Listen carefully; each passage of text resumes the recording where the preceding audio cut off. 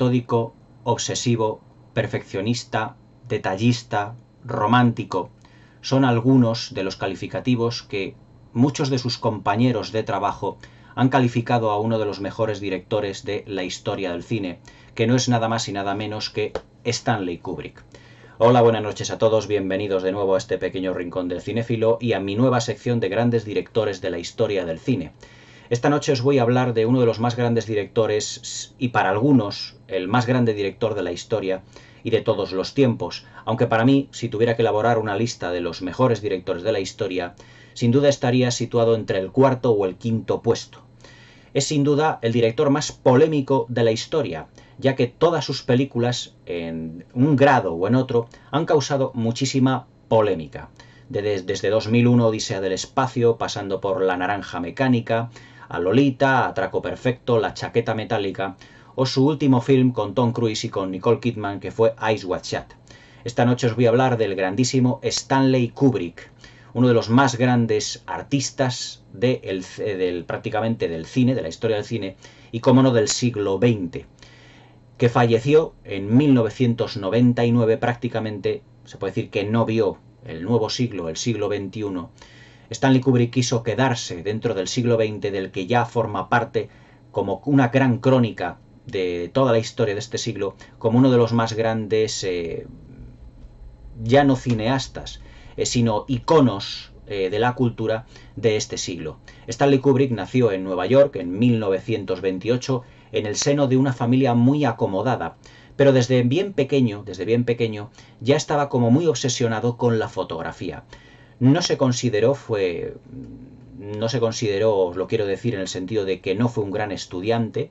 Él prácticamente no hacía los deberes en el colegio, los copiaba a algunos de sus compañeros, y cuando le preguntaban a Stanley, le decían: oye Stan, ¿cómo es que no realizas o no te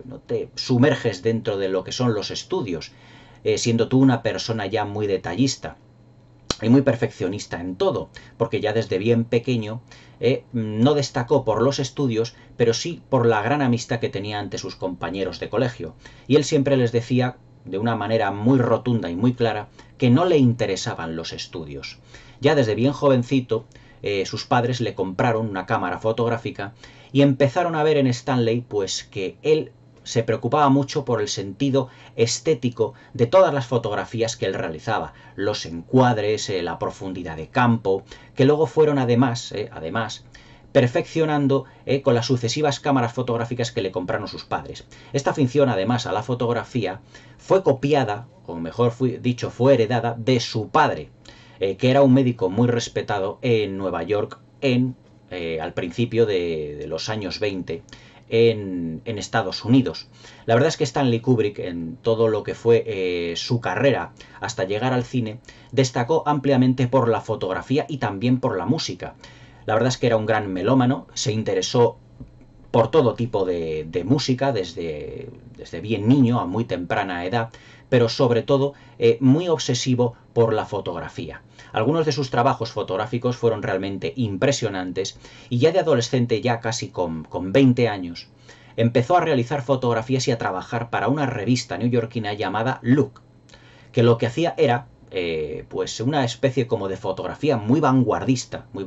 en todos los sentidos, y que además le introdujo, o fue el que le introdujo al mundo del cine a Stanley Kubrick de una manera muy sencilla. Y es que el editor de la revista le dijo a Stan una de las veces, debido a la calidad con que sacaba las fotografías,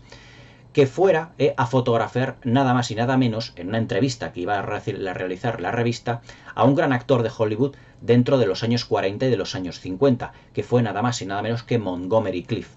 Cuando Stanley Kubrick fotografió a Montgomery Clift y vio los resultados de su fotografía, la verdad es que se interesó mucho por el trabajo que hacía Stan y le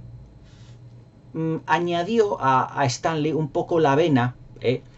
cinéfila, en el sentido de abrirle un poquito las puertas del cine, y le empezó a decir que él sería un gran cineasta. Fijaos la figura de Montgomery Clift. Stanley Kubrick, la verdad es que todo esto se lo tomó pues como un gran halago, y entonces ya no le pidió a sus padres, o con el dinero que ganaba, que le comprasen una cámara fotográfica, sino que fueran un paso más allá y que le compraran una cámara cinematográfica, es decir, una cámara pequeñita para ir rodando él sus películas. Estamos hablando de aproximadamente finales de los años 40.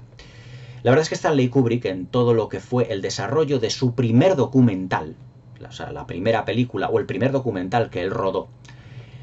lo describen sus actores, los actores que rodaron este pequeño documental, como una persona excesivamente detallista en todos los aspectos, sobre todo en el aspecto de la fotografía. Y más que en la fotografía, en la estética de todo lo que englobaba al aspecto visual de las películas. La primera película, o el primer documental, pequeño documental que rodó Stanley Kubrick, se llamaba Day of Fight y fue filmado en 1950, sobre el mundo del boxeo que también le entusiasmaba a sus padres, concretamente más al entorno de su familia, pero más concretamente a su padre. Y entonces filmó pues un combate en los que Stanley y su padre pues solían ir pues de vez en cuando pues a verles en algún espectáculo que hubiese allí en Nueva York. La verdad es que Day of Fight es una pequeña película, yo no he tenido oportunidad de verla, he leído sobre ella, y en esta película, pues o en este pequeño documental, Stanley Kubrick ya empieza a hacerse cargo de lo que es la dirección de fotografía, que luego además tuvo grandes problemas con los directores, con algunos de los directores de fotografía de algunas de sus películas, incluso con uno de los mejores como Lucien Ballard, que fue el director de fotografía de otras películas, pero que ya hablaremos un poquito después de todo ello. Después del día de la lucha, de Day of Fight, que prácticamente pasó totalmente inadvertido pues para todo el gran público, Stanley Kubrick, que tuvo en este documental como una especie de experimentación, es decir, como un cine, como si fuera un cine de arte y ensayo, ya se veía, o he leído que ya se veían, evidentemente, los signos de perfeccionismo que el futuro Stanley Kubrick iba a tener con productores, con actores, con directores de fotografía y que luego impulsaría en el resto de su filmografía. Stanley Kubrick, dado su afán perfeccionista por los encuadres, por la iluminación, la imagen ha sido uno de los puntos fuertes siempre de sus películas. Ya no solo hablo de obras maestras como 2001 Odisea del Espacio, que la tenéis aquí comentada en el canal, o como La Naranja Mecánica, o como los juegos de luces que tuvo, por ejemplo, en Atraco Perfecto o en Senderos de Gloria, con ese magnífico blanco y negro que tuvo, sino que siempre le gustaba tener el control de toda la producción. La verdad es que en la primera película, en Day of Fight, en este pequeño documental, ya le expuso a su padre claramente que él tenía que tener el control de toda la producción del documental o de la película que fuera él a filmar. Porque la verdad es que en su sentido por controlarlo todo, quería llegar a ser un gran perfeccionista en todos, se puede decir que en todos los sentidos. La película que realmente él empezó a dar rienda suelta a sus instintos tan perfeccionistas fue en su siguiente film llamado Fear and Desire, Miedo y Deseo. Y era una pequeña película bélica de escasamente una hora, no llegaba a la hora de duración, porque el género bélico fue para Stanley Kubrick uno de sus favoritos. Realmente la primera película, o de las primeras películas que hizo fueron prácticamente películas bélicas, como fue por ejemplo Senderos de Gloria y esta Fear and Desire, hasta que luego en 1987 no realizó La Chaqueta Metálica, pero de su escasa filmografía, apenas 13 títulos, 3 de ellos son del género bélico. La verdad es que Stanley Kubrick de pequeño se sintió muy fascinado desde el primer momento de todas las películas que él absorbió para contribuir a su sabiduría cinéfila, sobre todo el género bélico, aquellas películas pseudo-aventureras que filmaba Hollywood y que fueron influyéndole en sus gustos. Le encantaban pues los actores más clásicos como Gary Cooper, incluso como Kirk Douglas, en películas bélicas de todo ámbito. La verdad es que la película, por ejemplo, Adiós a las armas, de Gary Cooper, se convirtió en una de sus películas favoritas, él siempre lo dijo, y esa especie como de blanco y negro, y como ese protagonista que interpreta en la película, evidentemente, Gary Cooper, quiso plasmarlo en alguno de sus films, como luego lo comentaré posteriormente. Después de Fear and Desire, este pequeño avance de película bélica que iba sobre una especie como de guerra ficticia, que no existe realmente, en el que hay una serie de combatientes en un campo de batalla y que se encuentran a una chica en pleno campo de batalla. Y entonces esta chica pasa a ser como un elemento catalizador de la ansiedad que tienen o que resurge en estos dichos combatientes. En esta película, en Fear and Desire, la verdad es que vemos un perfeccionamiento técnico ya de las técnicas cinematográficas que tenía Stanley Kubrick, y ya vemos cómo maneja, por ejemplo, la cámara, la manera de situarla, el tratamiento, ya os digo, del blanco y negro, que luego perfeccionó, el montaje cinematográfico, las interpretaciones. Stanley Kubrick siempre fue un excelente director de actores. Ha habido muchos historiadores, muchos cineastas que han acusado a Stanley Kubrick, por ejemplo, de no dirigir personas, de no saber interpretar, mejor dicho, de no saber dirigir a los actores, sino que parece que los actores interpretaban sus papeles como una gran falta de sentimientos, como si fuesen unas auténticas máquinas. Puede ser hasta cierto punto cierto de que en las primeras películas de Stanley Kubrick, la verdad es que los personajes, lo que al espectador se refiere, tuviesen cierta frialdad. Pero eso es algo que a lo largo de su filmografía prácticamente se fue laminando. Uno de los aspectos que tienen las películas de Stanley Kubrick, a mi modo de ver, es la fascinante dirección de actores que tienen todos ellos, y que además siempre tienen como dos vertientes. Los personajes de las películas de Stanley Kubrick, lo que proyectan, pero lo que realmente tienen en el interior. Por ejemplo, las máscaras, los juegos de máscaras que tienen películas como Atraco Perfecto, como La Naranja Mecánica o como Eyes Wide Shut, reflejan mucho este punto que os acabo de decir, porque una cosa son lo que los personajes parece que van a ser o lo que dan a entender al espectador, y otra cosa son lo que realmente son en su interior. Y luego, cuando analice un poquito estas películas, porque las voy a mencionar, y todo lo que Stanley Kubrick tuvo alrededor de estos films, uno de los aspectos que voy a destacar va a ser precisamente este. Después de Fear and Desire, la verdad es que Stanley Kubrick, además de ir perfeccionando su técnica cinematográfica, realizó la que es para muchos su primera obra maestra, que fue El beso del asesino. En El beso del asesino, Stanley Kubrick tenía apenas, aproximadamente entre unos 25 años, pero ya en esta película ya dio muestras del perfeccionamiento, o mejor dicho,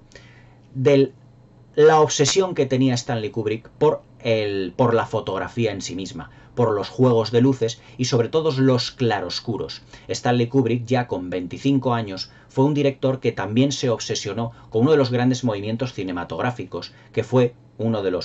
el que es mi favorito y seguramente el favorito de muchos de vosotros, que fue el expresionismo alemán, con esos juegos de luces tan sumamente rimbombantes y tan misteriosos y cargados de suspense y de terror. Stanley Kubrick no pasó desapercibido al movimiento del expresionismo alemán, y todo esto lo quiso plasmar en la película del beso del asesino, sobre todo en los planos donde, por ejemplo, la luz entra por las ventanas. Es realmente fascinante esta película, donde los planos entran la luz entra por las ventanas a media tarde, prácticamente al anochecer, y cómo ilumina a los personajes de manera como si fueran como si las ventanas estuvieran cubiertas como de rejillas, como si fuera un store, y los personajes son iluminados prácticamente como a rayas, pero siempre se les iluminan los ojos, las expresiones, las miradas, los gestos, y sobre todo el final de la película del beso del asesino, que se desarrolla dentro de un gran almacén con unos maniquíes, con una extraña y misteriosa presencia, pero todo ello elaborado con una ambientación, con un suspense y con unos juegos de luces realmente impresionantes. Se puede decir, sin temor a equivocarse, que estas tres primeras películas que tuvo Stanley Kubrick, que fueron El día de la lucha, Day of Fight, Fear and Desire, Miedo y Deseo, y El beso del asesino, prácticamente fueron un calentamiento de motores para lo que vendría ya a partir de 1956 con su primera, a la que yo considero su primera gran obra maestra, que es Atraco Perfecto. Después de El beso del asesino y de Miedo y Deseo, de Fear and Desire, la verdad es que Stanley Kubrick ya se había forjado como una cierta fama de director grandilocuente, pero también ciertamente obsesivo. Y esto no pasó desapercibido para un gran productor en ese momento, aunque muy joven, llamado James B. Harris, que vio un potencial en el Stanley Kubrick realmente impresionante para la puesta en escena, para la dirección de actores, pero para una dirección de fotografía realmente impresionante, porque Stanley Kubrick venía de un pasado en el que él había perfeccionado una técnica fotográfica. Él había, como os había dicho anteriormente, pertenecido a una gran revista, la revista Look, neoyorquina, que daba entrevistas a estrellas de Hollywood, pero que también se ocupaba de la fotografía muy vanguardista. Por lo tanto, Stanley Kubrick ya tenía, además, una, por así decirlo, una fama como de obsesivo en lo que era la puesta en escena. Y en la película que realizó a continuación, esa obsesión la iba a plasmar de un modo completamente impresionante. La película, que en 1956 forjó la fama de director imposible a Stanley Kubrick, no fue otra que Atraco Perfecto, ya os digo, del año 56. Y además que en esta película hay una anécdota, pero estoy buscando un dato muy importante. Aquí lo tengo, que os había dicho que era el director de fotografía. Stanley Kubrick en esta película tuvo un director de fotografía llamado Lucien Ballard, con el que tuvo uno de los rifirrafes más llamativos del Hollywood de la época, ya que Lucien Ballard tenía fama de ser un gran director de fotografía, pero también muy obsesivo en todo lo que es el requerimiento de la puesta en escena, pero que chocó frontalmente con el carácter también obsesivo que tenía Stanley Kubrick. Cuando Lucien Ballard hizo uno de los travelings más difíciles que tiene la película, que es cuando algunos de los protagonistas precisamente de esta película, Atraco Perfecto es una película que yo comentaré en mis secciones habituales, es decir, aquí en el canal, de una manera más profunda. Quiero deciros, si me permitís el inciso, que voy a pasar por las películas de Stanley Kubrick de un modo como más anecdótico, pero menos cinematográfico, porque quiero enfocar este vídeo más a lo que es la personalidad del director de Stanley Kubrick, y voy a referirme a una película de un modo cinematográfico, pero cuando la comente más en profundidad será realmente después, cuando la comente, pues en otros vídeos que haga aquí en el canal. Pero aquí en la sección de grandes directores quiero fijarme más en la figura de Stanley Kubrick. Continuando con Atraco Perfecto, en el que ya os digo que Stanley Kubrick ya se había forjado una cierta fama entre los productores y las distribuidoras de Hollywood de ser un productor, de ser, mejor dicho, un director muy meticuloso y muy obsesivo con la imagen, cuando contrató a Lucien Ballard para uno de los travelings como director de fotografía de Atraco Perfecto, y le encomendó uno de los travelings más difíciles de la película, que es aquel en el que el grupo este grupo de personajes comandados por Sterling Hayden, que están planeando un gran atraco precisamente a un banco, a una casa de apuestas. Estaba pensando un momento en La jungla de asfalto de John Huston, que no tiene nada que ver. Hay un traveling donde algunos de los personajes pasan a lo largo de una serie de estancias, que es la casa de uno de los más pobrecitos. Es aquel personaje que tiene como mujer a la femme fatal de la película. Entonces hay un traveling precisamente que pasan los personajes de una, ¿cómo os diría yo?, de una habitación a otra. Y Stanley Kubrick le dijo a Lucien Ballard que quería una determinada distancia de los raíles de la cámara para el traveling, a una determinada altura y con un enfoque, con una lente de 50 milímetros. Pero Lucien Ballard, intentando burlarse de un director que realmente se podría decir que era un novato, aunque ya había hecho 2 largometrajes y un pequeño documental, pero que no era excesivamente experimentado en cómo iban los asuntos de Hollywood, cómo funcionaban los asuntos de Hollywood, le dice a Lucien Ballard: quiero que me hagas esta secuencia con una lente de 50 milímetros, la altura de la cámara a esta distancia, mejor dicho, a esta altura, y a una distancia de los personajes, los rieles de la cámara, esta distancia. Eso es lo que quería. Y Lucien Ballard, después de filmarlo, cuando vio el resultado en postproducción, Stanley Kubrick, unos días después, le dijo: Lucien, la altura de la cámara no es la que te he dicho. Y le dijo Lucien Ballard: sí, efectivamente es esta. Pero esta secuencia yo te dije que la filmaras con una abertura, es decir, con una lente de 50 milímetros, no de 20. Porque la ha rodado con una de 20. Y los rieles de la cámara no están a la distancia que yo te dije. Y Lucien Ballard, intentando quedarse un poquito con él, le dije: sí he seguido escrupulosamente tus instrucciones. Pero Stanley Kubrick, muy astuto, le dijo: Lucien, a partir de ahora tú vas a hacer en esta película lo que yo te mande, porque yo soy el director. Y si no estás de acuerdo con lo que yo hago, ya te puedes ir precisamente por esa puerta y no volver. A partir de entonces, Lucien Ballard, mejor dicho, Stanley Kubrick, se ganó se ganó la confianza y el respeto de este gran director de fotografía, y en ese momento y en todo el rodaje, según Sterling Hayden, el protagonista de la película, no volvieron a discutir ni una sola vez más. Es decir, el carácter de Stanley Kubrick era tan recio y tan sumamente fuerte dentro de lo que era el rodaje de sus películas, era muy obsesivo, es decir, era el James Cameron, pero dentro del cine clásico, que todos los que estaban dentro de lo que eran sus órdenes para dirigir la película, evidentemente le tenían que tener un respeto y tenían que solventar sus órdenes de una manera exacta y escrupulosa. Porque Stanley Kubrick empezó a darse cuenta de que él tenía que intentar controlar todos los aspectos mayores dentro de lo que era la filmografía, mejor dicho, todo lo que era el rodaje de sus películas. Porque si no, la visión de cómo él lo iba a tener, precisamente, no iba a tener la película la visión que él quería. Por lo tanto, tenía que controlarlo absolutamente todo. Y no iba a dejar, en absoluto, que los grandes de Hollywood, incluido un director de fotografía, se le subieran a las barbas. En una entrevista que tuvo con Montgomery Clift, precisamente Stanley Kubrick, Montgomery Clift le dijo que tuviese mucho cuidado si se pudiese dedicar al mundo del cine, porque eso iba a ser un mundo muy duro. Productores, directores de fotografía, directores, sabiendo el potencial que pudiera llegar a tener Stanley Kubrick, podían ponerle muchas trabas a lo largo del camino. Y Stanley Kubrick, la verdad es que de aquella entrevista que tuvo, o mejor dicho, aquel contacto con Montgomery Clift, la verdad es que tomó muy buena nota de ello. La verdad es que Atraco Perfecto, además, como película, se puede definir como su primera gran obra maestra. Stanley Kubrick siempre fue un director que, además del género bélico, le fascinó también el cine negro, que en los años 40 y en los años 50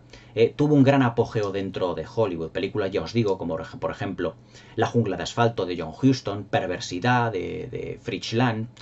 La mujer del cuadro, también del mismo equipo que había hecho Fritz Lang, con Edward G. Robinson y con Joan Bennett. El crepúsculo de los dioses de Billy Wilder, filmado también en 1950, calaron muy profundamente en él, sobre todo aquellas películas que se dedicaban a lo que se referiría a atracos. James B. Harris, además el productor de esta película, vio un potencial en Stanley Kubrick que muy pocos directores jóvenes tenían en ese momento. Estamos hablando de un director que tenía aproximadamente unos 25 años, pero que ya filmaba las películas, que había filmado unas películas con un perfeccionamiento en la puesta en escena que solo había sido comparable, por ejemplo, en 1940, más exactamente en 1941, a Orson Welles en Ciudadano Kane. Es decir, era un perfeccionamiento que un chico joven de 24 o 25 años sería imposible que tuviese una madurez narrativa de ese calibre. Pero James B. Harris, también un productor muy joven, se alió con él, formando un dueto a Stanley Kubrick, James B. Harris Production, y filmaron los dos. Filmó Stanley Kubrick y produjo James B. Harris Atraco Perfecto. La verdad es que Atraco Perfecto es una película, ya os digo, de cine negro, que tiene además un montaje, uno de los montajes más originales para ser precisamente una película de cine negro. Porque el tiempo, el manejo del tempo narrativo y también del montaje intercalado, es decir, la película no es temporalmente completamente lineal, sino que se van intercalando muchos de los momentos en el que se da ese golpe que hay y que tiene objetivo precisamente la película, que a mí me recuerda mucho en ese montaje que tiene a Jackie Brown de Quentin Tarantino. Yo estoy seguro que Tarantino se fijó posiblemente en el genio neoyorquino para filmar Jackie Brown, con esa ida y venida y esa variación en el montaje y en el tempo narrativo de los acontecimientos que van sucediendo a través de toda la película. Atraco Perfecto fue, la verdad es que, un gran éxito de crítica, aunque no excesivamente de público, ya que ya os digo, los productores siempre veían a Stanley Kubrick como una persona, como un director un tanto frío en las interpretaciones. Sterling Hayden tuvo una interpretación fantástica en esta película. Venía de rodar precisamente, como ya os digo, La jungla de asfalto, de ser el protagonista de La jungla de asfalto, junto con John Huston. De ahí que precisamente Stanley Kubrick le requiriese para el papel en este film. Cuando Stanley Kubrick, mejor dicho, Sterling Hayden, vio El beso del asesino, una película con ciertos tintes de cine negro, no dudó ni un momento en aceptar ser contratado por James B. Harris y también por Stanley Kubrick para esta película, considerándola como una de las grandes obras maestras del cine negro de todos los tiempos. El uso de las máscaras, como ya os digo en la película Atraco Perfecto, evidentemente tiene un uso más convencional, porque la máscara en esta película está para reflejar realmente al villano, al asesino que hay dentro de cada persona. Pero el personaje de Sterling Hayden, como ya os he mencionado antes, con esa dualidad que también la haría en La Naranja Mecánica y en Eyes Wide Shut, muestra el interior de Sterling Hayden, la persona de Sterling Hayden, como alguien preocupado, que quiere salir adelante, con una familia, con una mujer, aunque no la termina de querer del todo, al igual que en La Jungla de Asfalto. He ahí las grandes influencias que tuvo Stanley Kubrick para realizar esta película, pero que cuando él se pone la máscara se torna completamente como un vil asesino. Atraco Perfecto, ya os digo, fue un gran éxito de crítica, no tanto de público, pero que ya los grandes de Hollywood ya se empezaron a fijar en este director que realmente estaba haciendo unas grandes películas. Atraco Perfecto fue saludada como una de las grandes películas del cine negro y como un clásico instantáneo, como una gran obra maestra que sin duda lo es. Yo, fijaos, la tengo aquí en DVD, en una fundita especial, porque para mí es una película muy especial. Es la primera obra maestra de ese genio del cine que fue Stanley Kubrick. Un año después, en 1957, y Stanley Kubrick ya fascinado también por el género bélico, Kirk Douglas, el actor, el fantástico actor y estrella de Hollywood, entonces en boga en los años 50, se fijó en él para una película llamada Espartaco, pero que realizaría posteriormente en 1960. Pero en el 57 Kirk Douglas tuvo la primera gran experiencia con el genio neoyorquino en una de las grandes películas de guerra de la historia del cine y en la película antibelicista por antonomasia, que yo también la tengo en DVD y muy cubiertita también por una funda, que fue esta otra obra maestra de Stanley Kubrick llamada Senderos de Gloria. Yo esta película la vi de pequeño, la experiencia personal que tengo, la vi de pequeño, bastante... Yo tendría unos 9 o 10 años.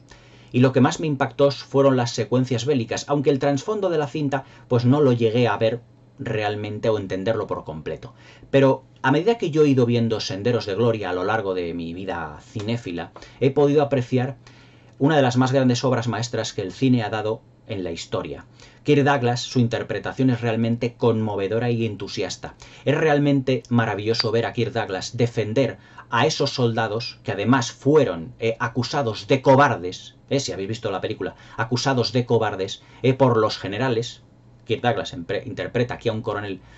por no realizar una misión completamente suicida. En Senderos de Gloria nos situamos en el marco de la Primera Guerra Mundial, en el que los alemanes prácticamente tenían acordonado a un ejército aparte del ejército francés. Y entonces los generales franceses, para darle más preponderancia a esta Primera Guerra Mundial, para intentar anotarse otro punto más y recibir otra medalla, que eso es lo que realmente se está denunciando en esta película,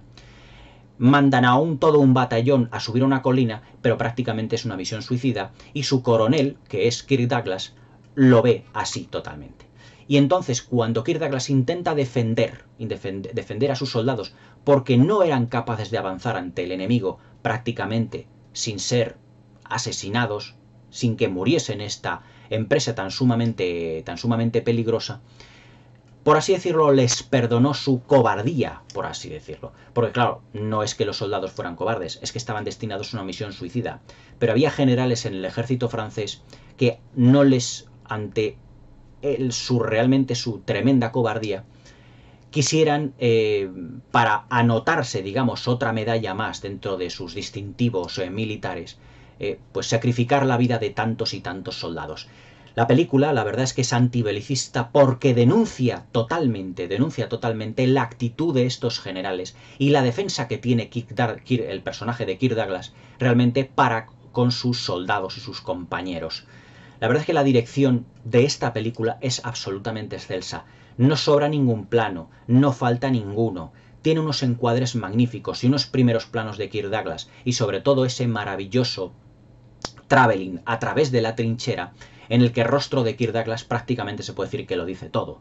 sabiendo que él está destinado a una misión completamente imposible y que no ve salida a todo ello. Senderos de Gloria para mí es una de las grandes películas antibelicistas porque realmente denuncia totalmente todo lo que es la ineptitud y el orgullo de los grandes generales que están dispuestos a sacrificar la vida de cientos de soldados por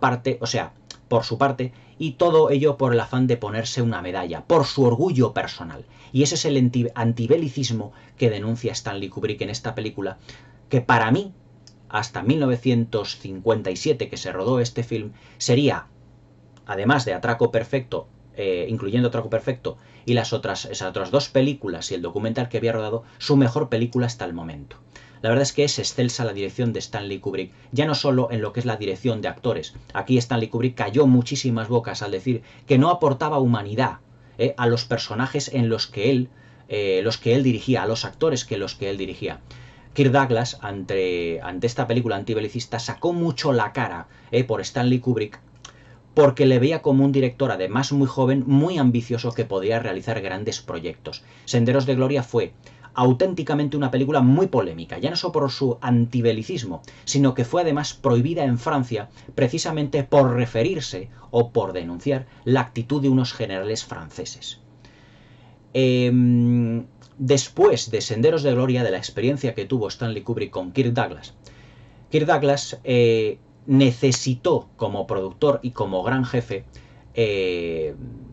mejor dicho, como productor, necesitó como director a Stanley Kubrick para un proyecto todavía más ambicioso, que sería, además, como productor Stanley Kubrick, mejor dicho, como productor Kirk Douglas, el proyecto como productor más importante que tendría a lo largo de su carrera, que fue un film épico e histórico llamado Espartaco, de 1960. Kirk Douglas luchó ante los grandes directivos de la Warner Brothers porque quería que Stanley Kubrick filmara Espartaco. Aunque los productores de la Warner Brothers, pues la verdad es que no querían en absoluto a un director hasta cierto punto novato y con poca experiencia en las superproducciones. Espartaco costó la friolera de 12 millones de dólares, convirtiéndose en una de las películas más caras de la historia del cine hasta el momento. Lo había sido Ben-Hur en 1959, un año antes, con 15 millones de dólares. Espartaco solo costó 3 millones de dólares menos, pero si se puede decir algo, muchas cosas pueden decir a favor de Espartaco, evidentemente es otra obra maestra, pero si se le puede decir algo que supere precisamente a Ben-Hur, es por la excelsa dirección de actores que tiene Espartaco.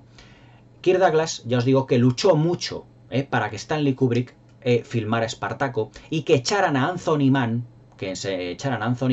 del rodaje de la misma. Kirk Douglas, antes de luchar por Stanley Kubrick, aceptó a Anthony Mann porque los otros productores de la Warner Brothers lo que querían fuera que un director realmente de peso y más correcto, narrativamente hablando, llevara a cabo, más solvente, llevar a cabo el rodaje de esta superproducción. Pero Kirk Douglas la verdad es que no quería para nada a Anthony Mann. De Anthony Mann, en la película Espartaco original, solo se muestran las primeras secuencias, aquellas en las que Espartaco está de esclavo. Pero a partir de ahí ya todo lo que supuso, todo lo que fue el rodaje de casi 3 horas de esta gran superproducción, fueron ampliamente dirigidas por Stanley Kubrick, y el metraje que había tenido Anthony Mann prácticamente se desechó, solo conservándose las primeras secuencias donde Kirk Douglas está de esclavo y que inmediatamente es liberado. Esta lucha que tuvo Kirk Douglas porque Stanley Kubrick filmara Espartaco, la verdad es que Kirk Douglas ya la recuerda, incluso ya de mayor, como uno de los momentos o parte del momento de su vida que más se arrepintiese. Porque si habían tenido pequeñas rencillas durante el rodaje de Senderos de Gloria, durante el rodaje de Espartaco se convirtió en auténtica pesadilla, ya que Kirk Douglas exigió mucho al joven intérprete, al joven director, que por aquel entonces contaba con la friolera solo de 31 años de edad y con poca o nula experiencia en la filmación de superproducciones y todavía menos en la filmación de actores, en la dirección de actores con un gran peso específico, por ejemplo Laurence Olivier, como Peter Ustinov, como Charles Laughton, como John Gavin o como el mismísimo Kirk Douglas. Y Kirk Douglas le ajustó mucho las tuercas a Stanley Kubrick durante la producción. Durante el rodaje de Senderos de Gloria, Stanley Kubrick, la secuencia final, que hay una chica dentro de un pequeño bar que canta una canción muy melancólica en el que muchos de los combatientes prácticamente se callan, esta actriz fue la que se convertiría posteriormente en su mujer, Christiane Kubrick, que conoció dentro del rodaje de Senderos de Gloria y que fue la persona que más le apoyó en la empresa que iba a dirigir, es decir, en la empresa para dirigir la gran superproducción que iba a ser Espartaco. Stanley Kubrick siempre ha reconocido que si no llega a ser por el apoyo de Stanley Kubrick,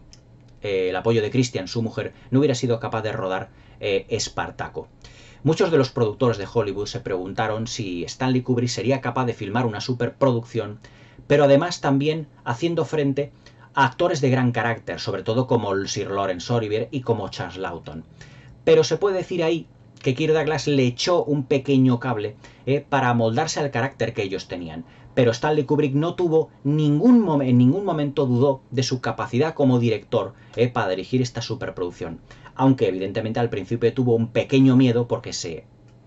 enfrentaba a algunos de los mejores actores de todos los tiempos. Charles Laughton, Laurence Olivier, y además teniendo ya no solo de protagonista a Kirk Douglas, sino también ajustándole las tuercas como productor. Fueron muchos los rifirrafes que tuvieron en el rodaje de Espartaco Stanley Kubrick y Kirk Douglas. Hasta tal punto que cuando en una entrevista privada le dijeron a Kirk Douglas qué es lo que opinaba de Stanley Kubrick, Kirk Douglas siempre dijo: Stanley Kubrick es una mierda con talento. O sea, ¿cuál sería ya el grado de odio que habían tenido las dos personalidades que tenían muchísimo carácter? Pero evidentemente cuando Espartaco se estrenó en 1960 se convirtió en un gran éxito tanto de crítica como de público. Ganó 4 Oscars de la Academia. O sea, fue es una de las más grandes superproducciones de la historia del cine y una de las mejores películas de romanos de todos los tiempos. Para mí, la mejor después de Ben-Hur. Espartaco es una de las más grandes películas que se han filmado jamás. Los exteriores, por ejemplo, de la gran batalla final fueron filmados en España, y que Stanley Kubrick no necesitó de un director de segunda unidad, sino que él tuvo los bemoles de filmarla, trayendo a todos los extras, que muchos de ellos fueron evidentemente españoles, y localizando los rodajes precisamente a las afueras de Madrid, sitio donde luego, años posteriores, el productor Samuel Bronston dirigiría superproducciones como 55 días en Pekín o, por ejemplo, La caída del Imperio Romano. Pero sin duda fue Espartaco la película que le dio el espaldarazo definitivo hacia Hollywood y digamos pues un punto de inflexión para que fuera reconocido ya no solo como un muy buen director al principio de su carrera con Senderos de Gloria y con Atraco Perfecto, sino que Espartaco fue, o filmar una superproducción, es para la mayoría de los directores como la cumbre de su carrera. Stanley Kubrick, con escasamente 31 años y 32 años cuando se estrenó Espartaco, ya había conseguido, se puede decir que ya lo había conseguido absolutamente todo en el mundo del cine. Su carrera había sido meteórica, con Fear and Desire, Miedo y Deseo, posteriormente con El beso del asesino, perfeccionando el cine negro con Atraco Perfecto, haciendo una película muy polémica pero absolutamente sobresaliente como Senderos de Gloria, y con Espartaco llegó a un nivel de depuración narrativa, de puesta en escena y de interpretación de sus actores realmente impresionante. Las interpretaciones de Charles Laughton y de Laurence Olivier, que además se llevaban fatal, eran los dos ingleses, tenían un carácter total, pero que no se llevaban bien porque ya habían salido tarifando en los escenarios de Londres precisamente. Pues la verdad es que todo eso, Stanley Kubrick, el genio Stanley Kubrick, tuvo que paliar los caracteres de Kirk Douglas, de Charles Laughton, de Laurence Olivier, porque si no es que se le subían literalmente a la chepa. Pero Stanley Kubrick, que también era muy perfeccionista, muy meticuloso, muy detallista en todos los puntos de la película, realizó una de las más grandes películas de todos los tiempos, que es Espartaco. Cuando terminó el rodaje de Espartaco y debido a su éxito en su estreno, Stanley Kubrick ya era un director que se puede decir que podía rodar absolutamente lo que él quería. Pero él quería ir un paso más allá en ese Hollywood ya metido dentro de la década de los 60 y con una pequeña decadencia del cine de los grandes estudios, del Star System, como os he mencionado en mi pequeño vídeo que hice sobre historia del cine, sobre el nuevo y el viejo Hollywood. Cuando en 1961 él leyó una novela llamada Lolita, de Vladimir Nabokov, muy polémica y también muy caliente, una novela muy verde, quiso llevarla al cine. Evidentemente de todo esto se hicieron eco pues todos los medios audiovisuales, todo lo mediático en Hollywood, y claro, la polémica fue total, porque ¿cómo podía Stanley Kubrick llevar a la gran pantalla una novela completamente, digamos, subida de tono? Stanley Kubrick, ni corto ni perezoso, contactó con el escritor de la novela original, con Vladimir Nabokov, y entre los dos firmaron un guión en el que Stanley Kubrick tuvo que sortear muy hábilmente la censura de la época. Todavía, no os olvidéis que estábamos dentro del código Hays, y tuvo que sortear muy hábilmente todo lo que era lo más censurable de la novela, porque era una novela con un gran contenido erótico. Es la historia de un hombre, Humbert Humbert, que se enamora muy románticamente y sexualmente también de una menor de 14 años, que era Lolita precisamente, y que se casa con su madre para estar cerca de ella. Y dar rienda suelta a todas sus fantasías sexuales. Evidentemente, ¿cómo iba a rodar Stanley Kubrick todo ello? Stanley Kubrick, en un giro muy copernicano, si se puede decir, muy de carácter, muy de perspectiva, de punto de vista, lo que hizo precisamente fue, con Vladimir Nabokov, con el autor original, idear un nuevo guión, pero convirtiendo todo lo que era más explícito en romántico. Y entonces convirtieron la historia de amor de Humbert Humbert, que es el papel que realiza James Mason en la película, en una historia de amor romántico entre James Mason y Sue Lyon, aunque también tenía un erotismo bastante sorterrado. Stanley Kubrick originalmente rodó la película de 3 horas de duración y que tuvo que reducirle metraje porque había muchos de los elementos que, aunque rozaban el código Hays, lo que es la censura de la época, no pudo recortar, mejor dicho, no pudo estrenarla de manera íntegra, por así decirlo. El propio Stanley Kubrick, dijo al final de la película que si él hubiera sabido que diversas secuencias o diversas partes de la película no hubieran pasado el código Hays, es decir, que no la pasaron, pues que él no hubiera filmado la película, a sabiendas que precisamente el código Hays lo iba a censurar. Pero la verdad es que le quedó una película sobresaliente, que el mismísimo Kirk Douglas, después de visionarla, dijo que solo Stanley Kubrick podría realizar una película como esta, debido a lo ambicioso del proyecto. La verdad es que Lolita es una película, yo os digo, desde el punto de vista de hoy en día, desde el punto de vista de hoy en día, una película de carácter eminentemente romántico,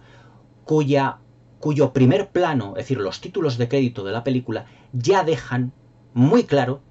todo lo que es el contenido romántico, también subversivo y de fantasía sexual que tiene la película. Ese primer plano durante los títulos de crédito en el que se ve el pie de Sue Lyon y las manos, en teoría, de James Mason pintándole las uñas de los pies a ella, simbolizan de que este hombre está completamente engullido por el deseo, por la fascinación que le ejerce la belleza que tiene esta niña, que era Sue Lyon. La verdad es que Sue Lyon en esta película está completamente deliciosa y hace una interpretación como el quiero y no puedo estar con el personaje de James Mason, siempre rozando un poco, incluso viéndola hoy en día, no está carente de polémica, rozando, como yo os diría, no diría la pedofilia, ni mucho menos, pero sí que rozando como un contenido sexual implícito cargado de tensión en todas las secuencias donde están ellos dos, porque Sue Lyon también como una chica muy inteligente, juega mucho con James Mason durante toda la película a mantenerle ahí, como en la cumbre, como en el momento en el que soy tuya pero no soy tuya. Y James Mason está tan enamorado del personaje de Lolita, de Sue Lyon, que se casa con su madre, con Shirley Winters, precisamente porque quiere estar cerca de ella. Es más, hay una secuencia en la que él está en la cama besando a su mujer, a Shirley Winters, pero que Shirley Winters está precisamente su mirada opuesta a una fotografía que tiene de su hija. Y mientras están en la cama besándose, él está mirando la foto de Lolita, de Sue Lyon, él está mirando su fotografía. Puede ser para que se excite sexualmente o para recordar o para no olvidar el amor que tiene por ella. La verdad es que muchas de las secuencias, para ser una película en 1962, causaron un gran impacto. Stanley Donen, en la película Indiscreta, donde donde tuvo el mismo Stanley Donen que partir la pantalla por la mitad, en el que Cary Grant y Ingrid Bergman parece que están en la misma cama, eso prácticamente se queda pues a la altura de la anécdota para ser una película de los años 50, porque ya en 1962, pocos años después, esa imagen de James Mason viendo la foto de Sue Lyon, de Lolita, y excitándose sexualmente, es realmente una imagen muy fuerte para el canon y para la cinematografía del momento. La verdad es que Lolita fue otro gran éxito de crítica y de público que tuvo que recortarse, digamos, por el código Hays, porque iba un paso más allá. Luego, en 1997, aproximadamente 98, fue Adrian Lyne, el director de Atracción Fatal, que realizó un remake de Lolita, pues ya aportando el contenido sexual que Stanley Kubrick no pudo. Pero a nivel cinematográfico, la película Stanley Kubrick está a años luz de la de Adrian Lyne. La de Stanley Kubrick es una obra maestra. La película de Adrian Lyne es completamente fallida y nefasta. Todo lo contrario que la película de Stanley Kubrick. En esta película, Stanley Kubrick además forjó una amistad con uno de los actores que utilizaría para una película posterior, que fue nada más y nada menos que uno de los más grandes humoristas de la historia del cine, que fue Peter Sellers. En un personaje también que al principio de la película también está enamorado del personaje de Lolita y que James Mason le ve como un verdadero contrincante, pero que realiza una interpretación realmente impresionante y que en la posterior película de Stanley Kubrick, para Kubrick le fascinaría tanto el genio de Peter Sellers que le utilizó nada más y nada menos que para 3 papeles diferentes. Lolita, ya terminando con esta película, que ya os digo que todas estas películas que estoy comentando las analizaré mucho más en profundidad en diversos vídeos que iré subiendo al canal. Es una de las películas polémicas, otra más polémica de Stanley Kubrick, que no sería ni la primera polémica ni la última que generaría a lo largo de su extensa, pero dilatada, pero escasa filmografía. La película, que vendría posteriormente y que tendría a Peter Sellers en uno de los papeles protagonistas, fue nada más y nada menos que para mí, puede ser mi película menos favorita de Stanley Kubrick de todas las que he visto, que es Teléfono Rojo, Volamos hacia Moscú, del año 1964. Cuando en Lolita, en el rodaje de Lolita, Stanley Kubrick conoció a Peter Sellers, le gustó mucho ese genio, esa perspectiva que tenía Peter Sellers, el genio inglés, que tenía de lo que es el humor, basado, digamos, en impostar voces, en hacer personajes completamente diferentes los unos a los otros, en cómo variar de personalidad. La verdad es que Peter Sellers es uno de los actores, uno de los cómicos más polifacéticos de la historia del cine. Acordaos, por ejemplo, del Chino Wang, de Un cadáver a los pósters, que tengo aquí la crítica hecha aquí en el canal, del famoso Inspector Clouseau de la saga de la Pantera Rosa, una saga que también tendré que hacer la review aquí en el canal. Pero la verdad es que Peter Sellers es un actor cómico como pocas veces hemos visto en la historia del cine, que en la película Lolita tiene un papel dramático, pero a veces se me antoja incluso como cómico, porque siempre está con una sonrisa muy maquiavélica en casi todo el metraje o en todas las secuencias que él protagoniza, y le llega a robar cierto protagonismo a James Mason, un actor consagradísimo entonces, ya en 1962. Acordaos del magnífico papel que hizo en 20.000 leguas de viaje submarino de Robert Stevenson para la Disney, el célebre Capitán Nemo, y muchísimos papeles más fantásticos que hizo, porque es uno de los grandes actores de carácter de la historia del cine. En 1964 ya os digo que, fascinado Stanley Kubrick por todo lo que era la Guerra Fría entre Estados Unidos, Rusia, el conflicto de los misiles de Cuba, pues Stanley Kubrick filma su única comedia, o lo que se supone que es una comedia, que es Teléfono Rojo, Volamos hacia Moscú, protagonizada por Sterling Hayden, por George C. Scott y por Peter Sellers. La verdad, esta película, que además está muy vanagloriada por la crítica, y es una de las películas favoritas de Woody Allen, porque siempre Woody Allen, el genio también neoyorquino, que al igual que Stanley Kubrick de Nueva York, los dos tenían que ser, los dos obsesivos compulsivos de Nueva York tenían que ser los dos, pues, y desde el punto de vista cómico, a Woody Allen siempre le causó mucho impacto, sobre todo por ese triple personaje que hace Peter Sellers, realmente fascinante. Doctor Strangelove, que es el título original que tiene Teléfono Rojo, Volamos hacia Moscú, la verdad es que un título bastante ridículo, por así decirlo, pero bueno, el Teléfono Rojo era muy de aquella época por lo de la Guerra Fría. Yo a esta película, si me lo permitís, nunca le he acabado de ver un poquito la gracia, aunque sí que tiene escenas donde te puedes reír a mandíbula batiente, como yo os digo que a mí me ha pasado, pero que en general no es una película cómica al uso, porque está haciendo Stanley Kubrick en este film un uso de la comedia de un acontecimiento histórico que estuvo de costarle al mundo entero una tercera guerra mundial. De ahí que fuera otra película polémica del genio neoyorquino de Stanley Kubrick, en la que, si me permitís la historia, es que Sterling Hayden, que hace de un general retirado, pero completamente loco y desaforado, o sea, que ha perdido los papeles por completo, que está colgadísimo, por así decirlo, utiliza una serie de misiles para atacar objetivos rusos, precisamente. Y entonces en el Pentágono todos se vuelven locos, sobre todo un general interpretado por George C. Scott, que no sabe ni cómo coger todo eso y cómo parar precisamente al personaje de Sterling Hayden. Los primeros planos que tiene Sterling Hayden en contrapicado, mejor dicho, en picado en esta película, son completamente deudores de lo que tiene que ser su locura, ya que se le enfoca desde abajo con un puro en la boca y con la mirada completamente perdida en el infinito. La verdad es que Sterling Hayden realiza aquí, para mí, la mejor interpretación de toda su carrera. Ya le habíamos visto anteriormente, ya había sido dirigido por Stanley Kubrick en Atraco Perfecto, pero en esta película está completamente desaforado y en ese desaforamiento mental está realmente genial. Pero aquí, en esta película, brilla con luz propia el personaje que le había fascinado, mejor dicho, el actor que le había fascinado en Lolita, que es Peter Sellers con 3 personajes diferentes. Un personaje que había sido ex-nazi, que está en una silla de ruedas y que de vez en cuando pierde completamente los estribos, tiene como ataques de locura, y que tiene un brazo que cada 2 por 3 se le está levantando diciendo Heil Hitler. Otro que viene como consejero al Pentágono para llamar a su homónimo ruso, decirle es que hemos disparado los misiles en contra de vosotros. Y otro que es enviado precisamente al general que interpreta Sterling Hayden para intentar paliar un poco la locura que tiene realmente este personaje, con algunas de las escenas casi al final de la película más rocambolescas que podáis imaginaros. La verdad es que Teléfono Rojo para mí no es uno de los puntos fuertes, o sea, no es una de las películas clave, por así decirlo, dentro de la filmografía de Stanley Kubrick.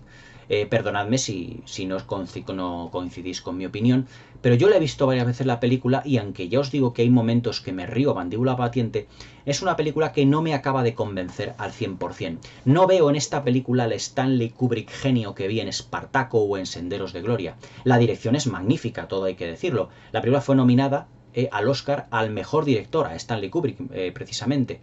Pero yo, fijaos, como comedia no la encuentro tan completamente satisfactoria o no domina debido a esa frialdad que solían tener algunos de los personajes de Stanley Kubrick precisamente para realizar un género tan difícil como era la comedia. Pero la verdad es que la película se deja ver perfectamente, tiene secuencias que son caóticas pero realmente estrafalarias, que te arrancan la sonrisa, pero yo no le veo como uno de los mejores títulos de Stanley Kubrick. Será una película de Teléfono Rojo que también analizaré y todo esto tendré ocasión de decirlo más ampliamente. La verdad es que después de Teléfono Rojo, Kirk Douglas, que se había convertido en amigo personal de Stanley Kubrick, de nuevo dijo que debido a las primeras secuencias de la película y con la banda sonora que había metido Stanley Kubrick, la película podía ocurrir en la película de todo absolutamente, y no se equivocó. La verdad es que Kirk Douglas, además de ser un excelente actor, también era muy buen productor, y si me permitís el inciso, talento que transmitió a su hijo, porque Michael Douglas, antes de ser actor, fue productor. Precisamente Michael Douglas fue el productor de Alguien voló sobre el nido del cuco, que fue el primer Oscar que tuvo Michael Douglas como productor, no como actor. Luego lo conseguiría posteriormente en Wall Street, en la película Wall Street de Oliver Stone. Pero realmente ese genio de producción, de productor, lo pasó Kirk Douglas a su hijo Michael Douglas. La verdad es que después de Teléfono Rojo volamos hacia Moscú.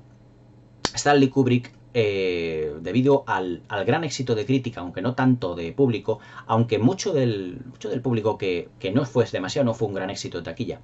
pero que todo el mundo que la vio se divirtió bastante, Stanley Kubrick quiso ya no dar un paso más hacia su carrera, sino ser todavía muchísimo más ambicioso. Después del éxito que había tenido con Lolita, del parcial del Teléfono Rojo y ya os digo de Espartaco, Stanley Kubrick estaba en posición de hacer absolutamente todo lo que quería dentro de un Hollywood ya en el que el Star System y el cine de los grandes estudios estaba totalmente de capa caída. Acordaos que a finales de los 60, pues el cine de los grandes estudios, debido a grandes superproducciones como Ben-Hur, como Cleopatra, la caída del Imperio Romano, o la mismísima Espartaco, estaba llegando al límite porque había financiado unas producciones tan sumamente grandes y con unos costos tan tremendos que era muy difícil mantener ese ritmo. Además de que el cambio generacional había sido ya muy importante. Acordaos de los acontecimientos de mayo del 68 que ya os comenté en el vídeo de Entre lo nuevo y lo viejo de Hollywood. Y Stanley Kubrick, también fascinado por la vida ovni, mejor dicho, por la vida extraterrestre y por los avistamientos ovni, pues la verdad es que consiguió la que es para muchos la obra cumbre de la ciencia ficción, que fue 2001 Odisea del Espacio. Con 2001 Odisea del Espacio, la verdad es que Stanley Kubrick rompe moldes, pero es una película que es un punto de inflexión en su carrera. Todas las películas realizadas antes de 2001 Odisea del Espacio, todas las películas de antes de 2001 Odisea del Espacio, estaban hechas con la influencia de algunos productores de Hollywood que le imponían un canon más llevado al clasicismo, es decir, con una narrativa, con una puesta en escena que tendía mucho al cine clásico, con el código Hays, el de Lolita, la típica épica superproducción de Espartaco, pero con 2001 Odisea del Espacio, la Metro-Goldwyn-Mayer, contratando a Stanley Kubrick, lo que hizo precisamente fue regalarnos ya no solo lo que muchos consideran la obra cumbre de la ciencia ficción de todos los tiempos, sino la primera película realmente personal del genio neoyorquino. Ya que aquí, a partir de las películas que hizo después de 2001 Odisea del Espacio, su puesta en escena es mucho más kubrickiana. Es decir, está muy enfocada en los personajes, pero también con una obsesión en la puesta en escena y en la fotografía que no habían tenido, ni muchísimo menos, las películas anteriores. Me explico. Las películas anteriores a 2001 Odisea del Espacio tienen, evidentemente, una puesta en escena magnífica y él era muy obsesivo. Pero es que después de 2001, y debido al gran éxito que las películas de Stanley Kubrick habían tenido, se transforma Stanley Kubrick en ese genio obsesivo y perfeccionista y esa fama de tirano que le ha venido acompañando hasta el final de sus días. Shelley Duvall, en el rodaje del Resplandor, la verdad es que fue una de las etapas de su vida peores que ella recuerda, precisamente a que Stanley Kubrick constantemente la estaba forzando a repetir constantemente una y otra vez todas las tomas. Con 2001 Odisea del Espacio, con su éxito, lo que consigue precisamente Stanley Kubrick es que él pueda producir sus películas. Es decir, consigue ya prácticamente esa independencia tan ansiada por los grandes directores.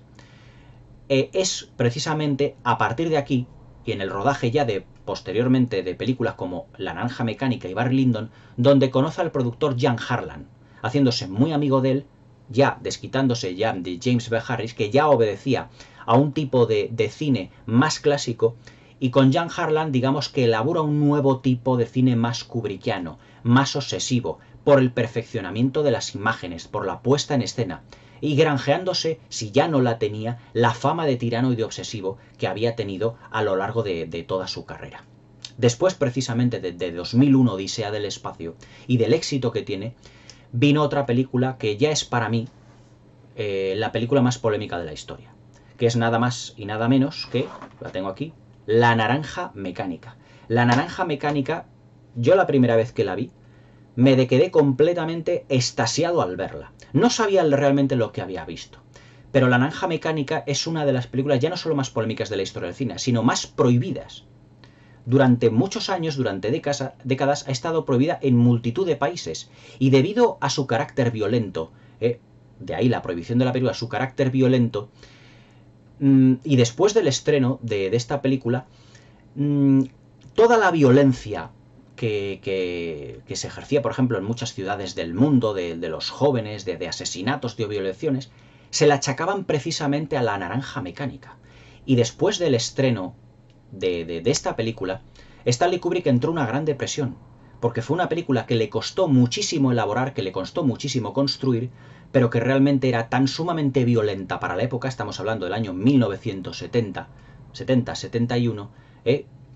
que fue apaleada por gran parte de la crítica. Hubo Unos críticos que supieron seguir viendo la genialidad en la dirección y en la puesta en escena, y sobre todo en la fotografía que siempre Stanley Kubrick había tenido. Pero debido al tema tan controvertido que tenía en sí misma la película, la verdad es que muchos de los productores, o mejor dicho, muchos de los críticos y productores de Hollywood, vieron en ella una película bastante peligrosa, y consideraron que Stanley Kubrick había dado un paso tan grande o más allá dentro de su carrera, que prácticamente le hacía inviable para el cine de los grandes estudios. Aún así, La Naranja Mecánica se llevó la Palma de Oro en Cannes en 1971 y consiguió 4 nominaciones al Oscar. Y la Asociación de Críticos de Cine de Nueva York la consideraron la mejor película de ese año, de 1971. Pero los productores de Hollywood no quedaron excesivamente contentos con una película que al principio, durante los primeros 40 minutos, parece directamente una apología de la violencia. Malcolm McDowell, el protagonista, el que hace de Alex Delarge, el principal drugo del film, de La Naranja Mecánica ya os hablaré en profundidad en otros vídeos, en otro vídeo que subiré la crítica de este maravilloso film, se hizo gran amigo de Stanley Kubrick, pero siempre Malcolm McDowell decía que Stanley Kubrick se le podía amar hasta un extremo brutal, como amigo, evidentemente, o se le podía odiar, ya que tenía como una especie como de dos vertientes. En muchas entrevistas, Malcolm McDowell ha definido a Stanley Kubrick como una persona como con doble personalidad, en el que cuando llega al plato para el rodaje de la película se transforma en una persona obsesiva, en una persona perfeccionista, detallista, capaz de repetir 1000 veces la misma secuencia si era necesario. Esta era una cosa que los productores de Hollywood, de la Metro, de la Warner, no le dejaban repetir porque tenía un presupuesto limitado y un tiempo de rodaje que tenía que cumplir. Pero cuando ya Stanley Kubrick ya tuvo un control total de todas sus películas, sus rodajes se prolongaban durante mucho tiempo. El rodaje del Resplandor duró más de un año. Y el rodaje de Eyes Wide Shut duró casi 2 años. Y fueron tantas las tomas que Stanley Kubrick tuvo que hacer de algunas de las en las que Tom Cruise estuvo, que agotó la paciencia y los nervios de Tom Cruise y le salió una úlcera en el estómago a la estrella de Tom Cruise. Le salió una úlcera en el estómago por el nerviosismo alcanzado. Pero siempre Nicole Kidman le apaciguaba diciendo que estaban rodando una película con Stanley Kubrick y que eso no se iba a volver a repetir seguramente en toda su carrera. Cuando se estrenó La Naranja Mecánica y después de haber tenido prácticamente a Malcolm McDowell casi al borde de la locura, después de hacerle repetir 50.000 veces las secuencias, y además que luego se convirtieron en grandes amigos, ya os digo que Malcolm McDowell hizo esas declaraciones. Stanley Kubrick es una persona que debido a su perfeccionamiento y a su obsesión se le puede amar, pero también se le puede odiar, debido a que era esa obsesión después de 2001 y después del gran éxito que tuvo 2001 Odisea del Espacio. Era una persona que en el mundo de Hollywood podía hacer lo que realmente quisiera, como han conseguido otros directores como James Cameron o como Steven Spielberg actualmente. Pero que claro, solo un genio con un gran éxito de todas sus películas puede llegar a ser realmente o hasta cierto punto independiente. Si Steven Spielberg tuvo a Kathleen Kennedy, a Frank Marshall, y James Cameron ha tenido a Martin Landau como sus productores respectivamente, Stanley Kubrick en la etapa final de su carrera y también de su vida tuvo a Jan Harlan, que fue un productor que le apoyó incondicionalmente debido a que siempre él había estado al lado del gran genio que es Stanley Kubrick. Después de La Naranja Mecánica, Stanley Kubrick estaba además fascinado por un personaje histórico muy importante que fue Napoleón. Y empezó el rodaje, mejor dicho, empezó los preparativos para una gran aventura, una película de grandes aventuras ambientada en el siglo XVII, en las guerras napoleónicas, para hacer, evidentemente, una biografía de Napoleón. Pero una película denominada La Última Carga, protagonizada por Sterling Hayden y estrenada pocos años antes, se puede decir que dieron al traste con los planes de Stanley Kubrick, porque él lo que quería llevar era una biografía sobre las campañas y sobre las guerras de Napoleón, de ahí su admiración hacia ese personaje. Pero cuando la película protagonizada por Rod Steiger fracasó estrepitosamente en pantalla, pues digamos que sus anhelos fueron completamente destruidos. Jan Harlan, su productor, le dijo: mira, Stanley, no nos vamos a arriesgar a una película de otra índole, o mejor dicho, de Napoleón, porque es un personaje que actualmente no goza de un gran, por así decirlo, de una gran fama dentro de un Hollywood, o destinado al público que ahora mismo tenemos en los cines, o que puede ir potencialmente a ver nuestra película. Entonces lo que Stanley Kubrick lo que hizo fue transformar por completo todo el tema que tenía de Napoleón en una película de aventuras basada en una novela de William Thackeray llamada Barry Lyndon. Y lo que era, esencialmente, eran las aventuras y desventuras de un personaje llamado Redmond Barry, que debido a su astucia y debido también, más que su astucia, su cara dura, consigue trepar, por así decirlo, dentro de lo que es la clase noble, pero ya no dentro de las guerras napoleónicas, sino entre el ambiente bélico del siglo XVII, las guerras entre los franceses y los ingleses, dentro del territorio norteamericano. Dentro del territorio irlandés. Entonces, Stanley Kubrick, para mí, filmó lo que es, para mí, su segunda mejor película, después de lo que es 2001 Odisea del espacio. La verdad es que la perfección visual a la que llega Stanley Kubrick con Barry Lyndon yo la he visto en muy pocas películas. La belleza plástica que consigue Stanley Kubrick con Barry Lyndon yo no la he visto en ninguna otra película. Es tal el grado de perfección que tienen todos los apartados técnicos y artísticos que para mí es una película de época prácticamente insuperable. El vestuario que tiene esta película, filmado muy sabiamente y muy iluminado fantásticamente por Kubrick, parece que tiene vida propia. Los personajes no destilan realmente por sus interpretaciones, sino por toda la puesta en escena que raya lo obsesivo, si nos damos cuenta, de la perfección y también de la planificación tan sumamente increíble que tiene este film. La luz que tienen las secuencias tan famosas entre Ryan O'Neal, el encuentro entre Ryan O'Neal y Marisa Benson, es realmente impresionante. Es decir, Stanley Kubrick quiso filmar solo con luz natural, y el efecto estético y plástico que consiguen estas películas, que consiguen este film, es realmente abrumador desde cualquier punto de vista. Es fantástico ese efecto. La fotografía de Barry Lyndon fue nominada al Oscar, al igual que la dirección artística,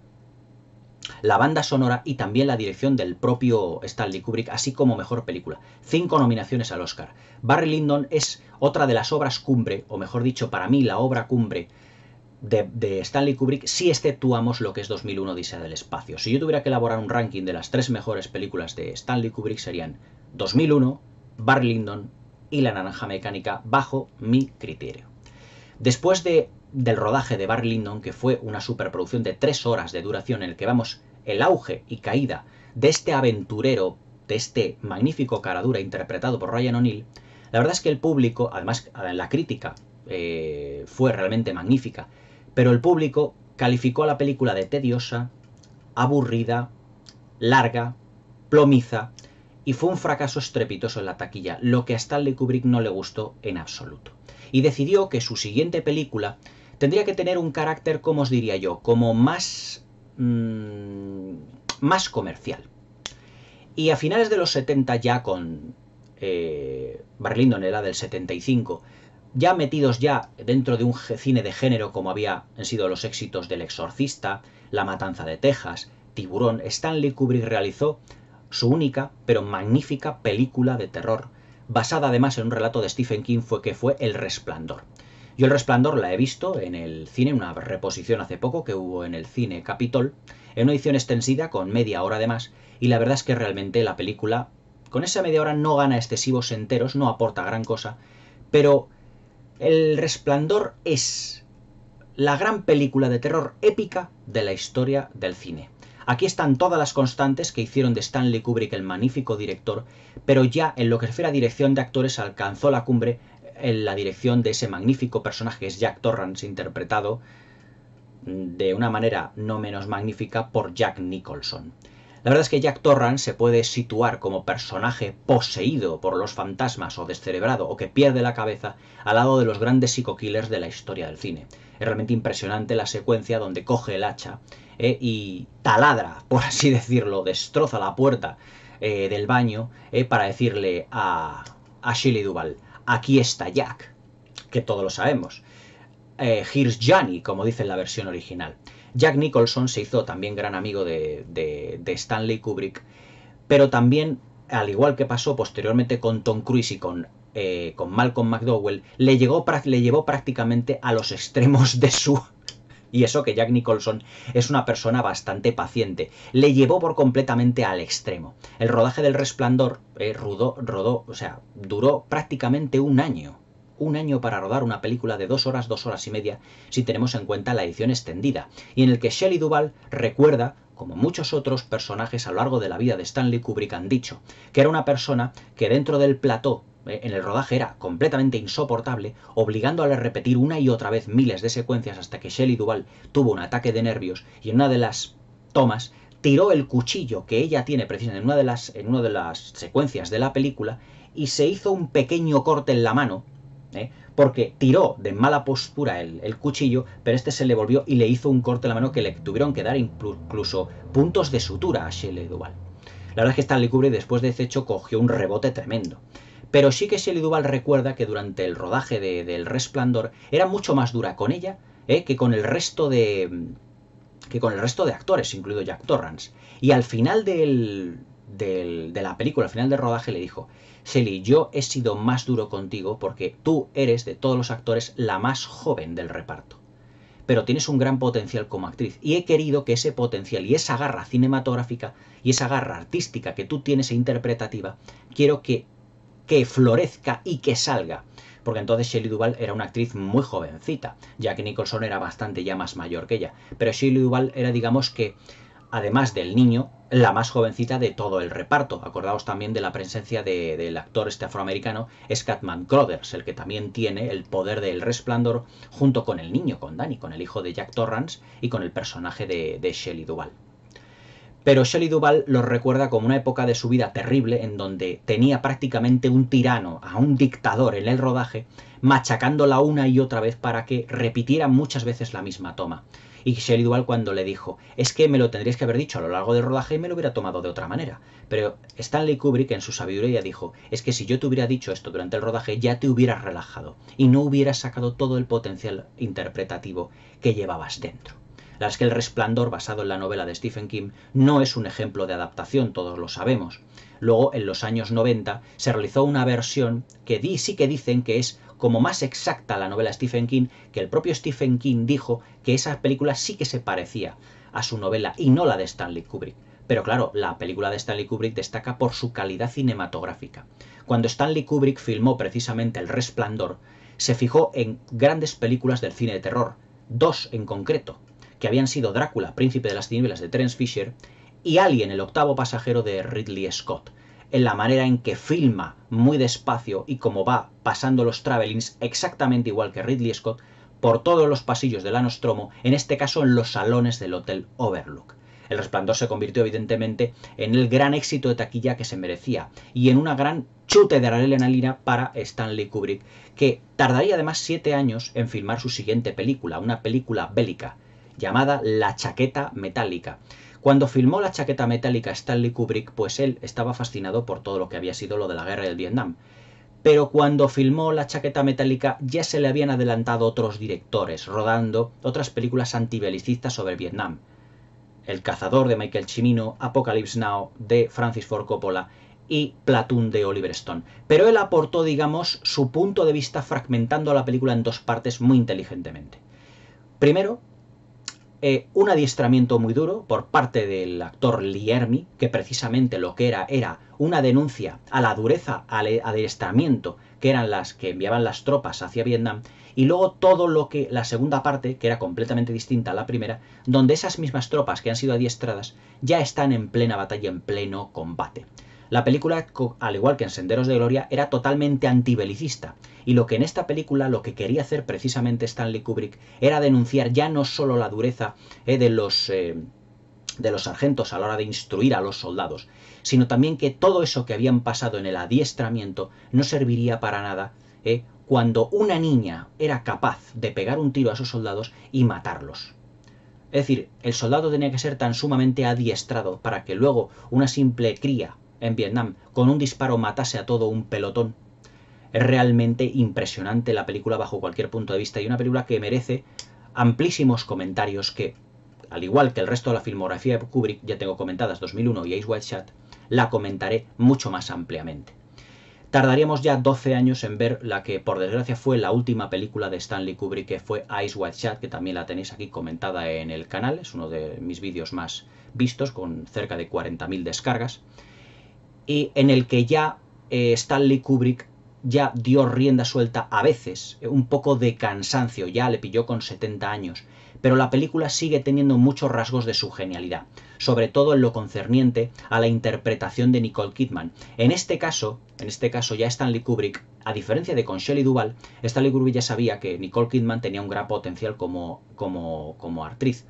y sobresalió incluso por encima de su marido de Tom Cruise y del resto de intérpretes que incluyen al director Sidney Pollack, como todos lo sabemos. Y aquí fue un punto y aparte ya en lo que era la carrera de Nicole Kidman. Gracias a Stanley Kubrick, Nicole Kidman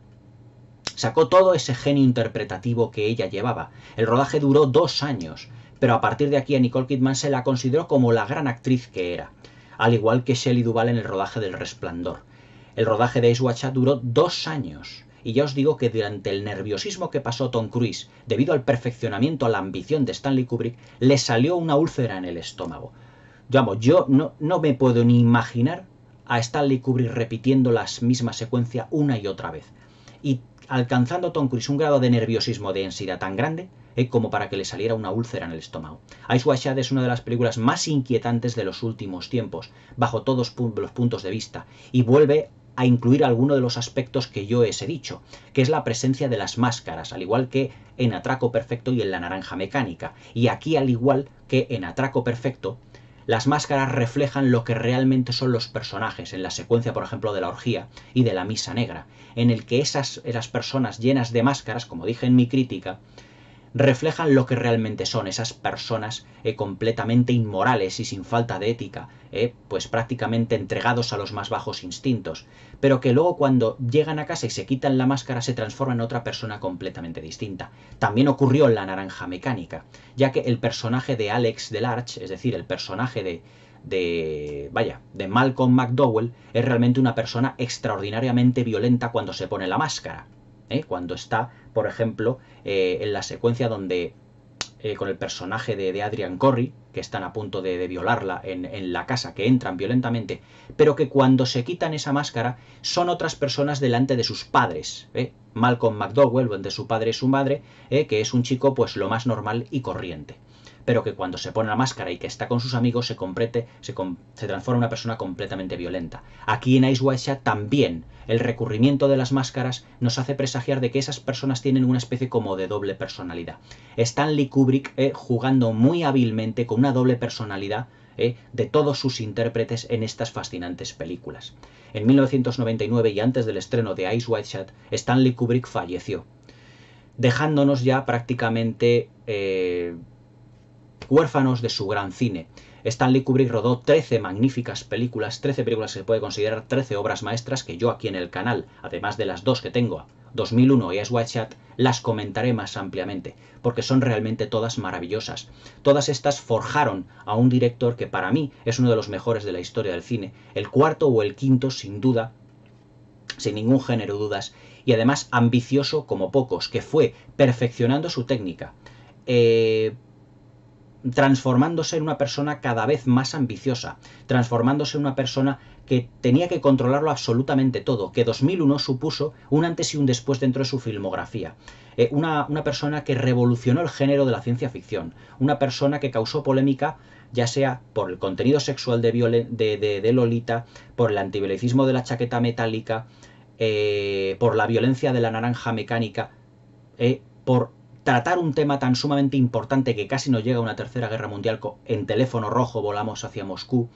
por tratar el antibelicismo de una manera tan sumamente antimilitarista como en Senderos de Gloria. Stanley Kubrick sin duda fue uno de los grandes genios de la historia del cine y que yo he considerado que es el digno merecedor del primer vídeo que hago dentro de esta sección. Stanley Kubrick es un genio prácticamente inolvidable. Yo tengo Lolita, Barry Lyndon, 2001 Odisea del Espacio, Senderos de Gloria, Atraco Perfecto y otras tantas que las tengo en las estanterías pero que no he podido cogerlas porque he preferido realizar el vídeo. Pero que sepáis que yo soy un gran admirador de Stanley Kubrick y le considero uno de los más grandes genios de la historia del cine y uno de los más grandes iconos culturales del siglo XX. Espero que os haya gustado este vídeo, que le deis al like, que os suscribáis y que le deis a la campanilla para que no os perdáis ninguno de mis nuevos vídeos, sobre todo en lo que a grandes directores se refiere. ¿Qué otra manera no podía empezar esta sección que con uno de los grandes, con Stanley Kubrick? Espero que os haya gustado este vídeo y hasta mañana.